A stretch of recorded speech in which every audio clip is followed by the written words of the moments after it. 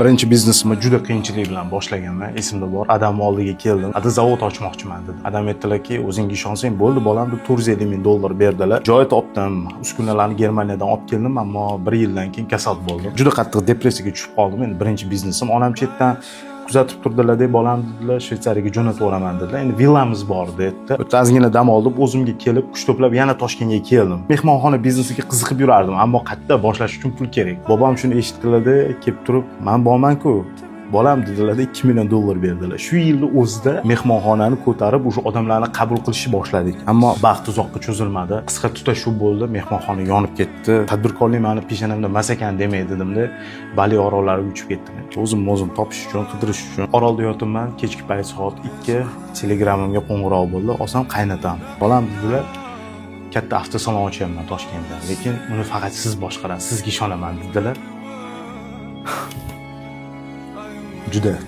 Juda g'alati bo'lib ketdim. To'g'risi, bu voqeani nimaga aytayapman? Hayot hech qachon "ma" deb tayyorga berib qo'ymaydi. Harakat qilish kerak. G'ayrat qilish kerak.